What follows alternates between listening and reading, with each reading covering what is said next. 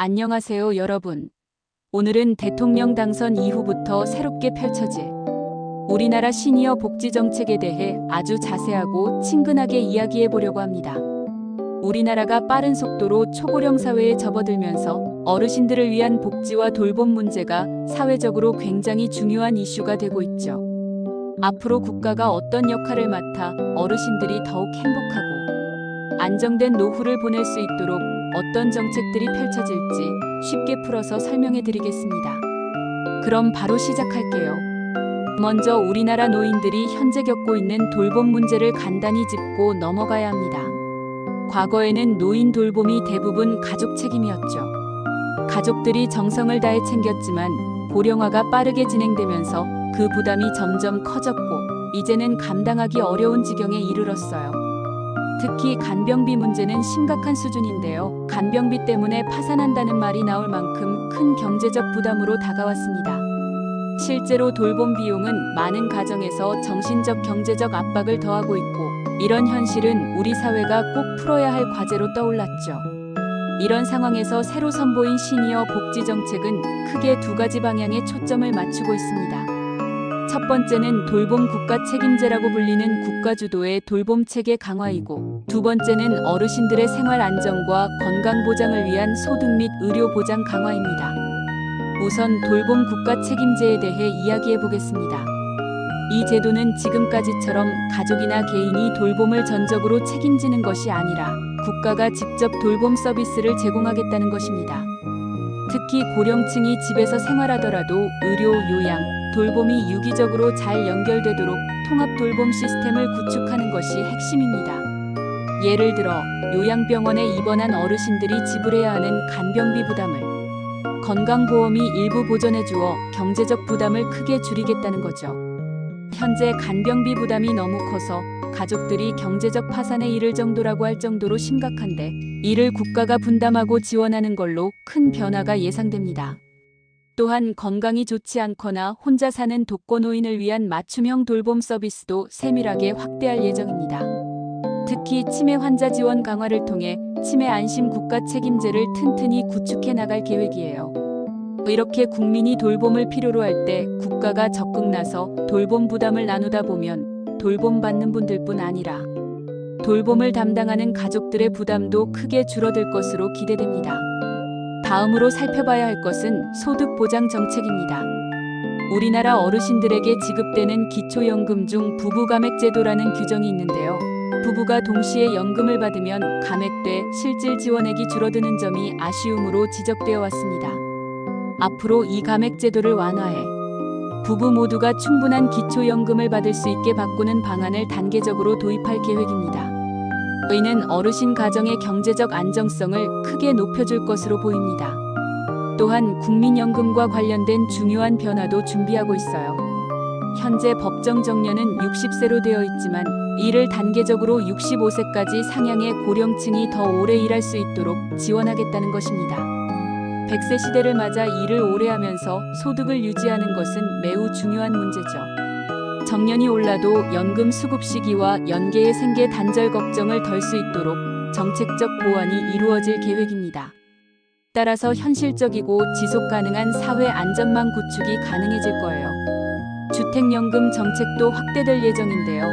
이것은 어르신들이 집을 담보로 안정적인 노후, 소득을 창출할 수 있도록 돕는 제도입니다. 더불어 자산관리에 어려움을 겪는 어르신들을 위한 공공신탁제도도 도입해 집과 자산을 효율적으로 활용할 수 있게 국가가 지원할 예정입니다. 의료건강 분야도 강화가 큰 폭으로 진행됩니다. 우선 임플란트 건강보험 적용 대상 연령을 낮추고 보험 적용 범위를 확대해 고령자들이 치아 건강을 더 쉽게 챙길 수 있도록 할 계획입니다. 임플란트가 단순히 이빨 기능을 돕는 것을 넘어 씹는 즐거움과 전반적인 삶의 질에 미치는 영향이 크기에 매우 환영받는 변화입니다. 또한 의료 접근이 힘든 어르신들을 위해 노인주치의 제도도 확대됩니다. 정기적 방문 진료와 관리가 확대돼 병원을 자주 방문하지 못하던 분들도 의료 서비스를 편리하게 받을 수 있게 될 거예요. 치매 진단 및 치료, 돌봄 코디네이션 서비스 같은 의료 지원도 더욱 꼼꼼하게 체계화해서 예방부터 치료, 돌봄까지 어르신들의 건강을 더 잘 챙길 수 있도록 할 계획입니다. 예방접종 지원 또한 늘어나 여러 질병 예방 효과도 기대됩니다. 사회 참여와 취업 기회 확대도 놓칠 수 없는 부분입니다. 요즘 많은 어르신들이 경제적 활동뿐 아니라 사회적 교류를 원하고 있는데요. 그래서 공공형 노인 일자리를 대폭 늘려 더 많은 어르신들이 활발히 활동할 수 있게 할 계획입니다. 예를 들어 안전통학 지킴이, 안심귀가 도우미 같은 친근한 일자리들부터 민간 연계, 일자리까지 다양하게 늘리는 것이죠. 건강을 위해 체육시설 확장도 함께 추진되고 디지털 교육 프로그램 신설로 스마트폰 인터넷 활용 능력 향상을 돕는 방안도 계획되어 있습니다. 이는 어르신들의 신체 건강과 사회적 참여를 모두 높여주는 효과가 있을 거예요. 주거 안정 정책도 중요한 축 중 하나입니다. 고령자를 위한 친화형 주택 공급과 은퇴자, 도시 조성 사업을 늘려 어르신들이 안전하고 편리하게 지낼 수 있는 주거 환경을 만든다는 의미입니다. 신규로 건설되는 공공주택의 일정 비율 이상을 고령자에게 특별 공급하고 의료 돌봄 여가시설이 함께 배치되는 복합주거 공간들을 확대해 어르신들의 삶의 질 향상을 목표로 하고 있어요. 하지만 이렇게 좋은 정책들을 현실에서 제대로 실행하기 위해선 막대한 예산이 필요하고 돌봄 인력과 인프라 확충도 필수입니다. 정부는 20조 원대 예산 확보를 준비하며 지방정부와 협력해 돌봄시설 확대와 돌봄 인력 양성에 힘쓰고 있습니다. 정부의 세심한 관리와 감시도 앞으로 매우 중요해질 것입니다.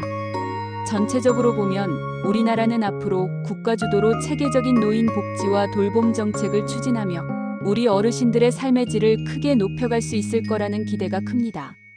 오늘 영상 내용 요약. 돌봄 국가 책임제 도입. 국가가 돌봄과 의료, 요양, 재가 돌봄 서비스를 통합 제공해 간병비 부담 완화. 기초연금 부부 감액 완화. 부부 모두 연금을 충분히 받을 수 있도록 개선해 경제 안정 지원.